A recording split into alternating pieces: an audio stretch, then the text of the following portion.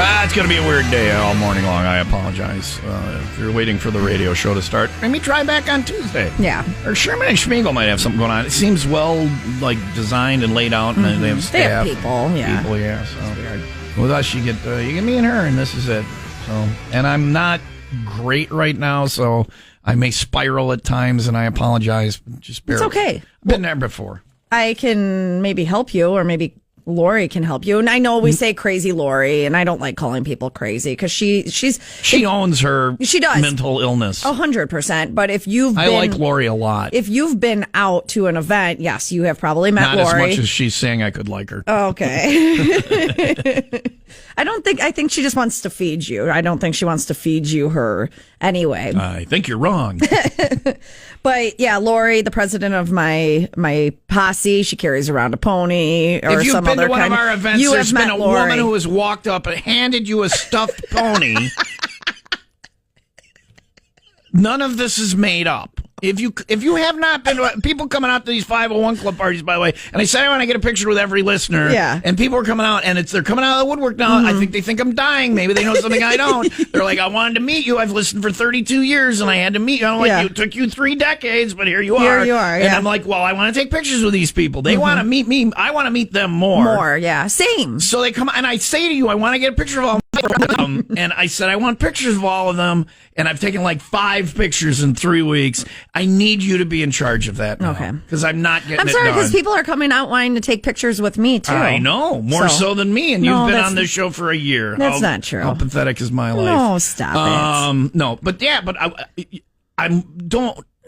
don't do it now. Well, maybe do it now. Maybe be ahead of it. I'm behind. It's going to take me some. It's going to take you forever. But I want you to take a picture you just with your camera, and I want you to text me their name and where they're from. Okay. And I'm going to build a listen, if you album. had a president of a fan club, they would take care of Lori it for you. Does this for me. This is what Lori does for me. You have a fan club already. I had a hater group. You have a fan club. That sums things up. So Lori comes out and she hands people a stuffed pony. Animal. Yeah. Friday she handed it to a child, took the picture, and then ripped the stuffed pony away from the child.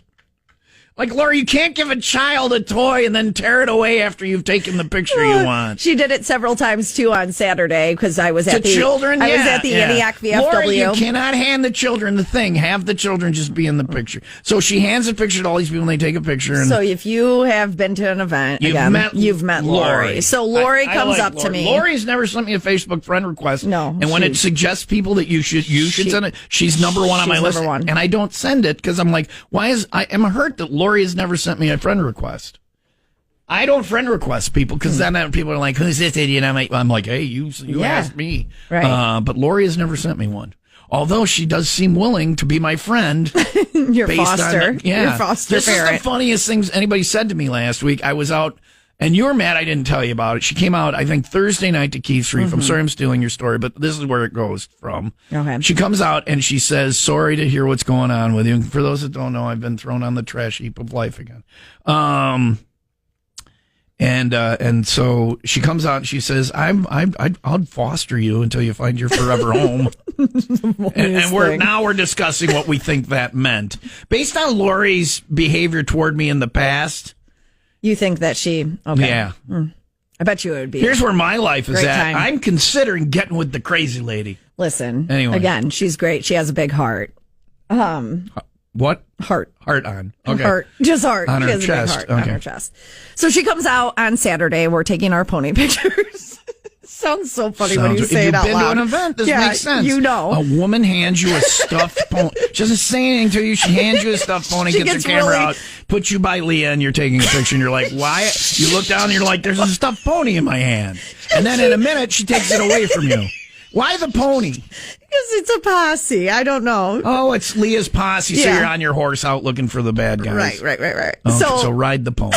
Ride the pony. Giddy up. It makes sense now, which is terrifying to me. That's but she terrifying. doesn't explain it to you, and she expects you to just know what she wants. Grab the pony and... Listen, do you want to know? This is the number one thing I learned this weekend. And it might be helpful for you, Tom, because she comes up to me, and she goes, hey, you look stressed. And I was like, I feel overstimulated, Lori, and you want to know what she says to me? Okay, here it is. Here, you said that to Lori, the pony lady. What did you say to Lori? She stimulated. No, it's what she said to me. She asked me if I wanted.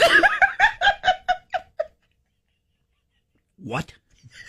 I told her I was overstimulated, and she looks at me with a dead serious face, and she goes, "Want me to pull your hair?" Like when you're, what does that do? So That of course I said yes. Why did you say yes? You didn't know.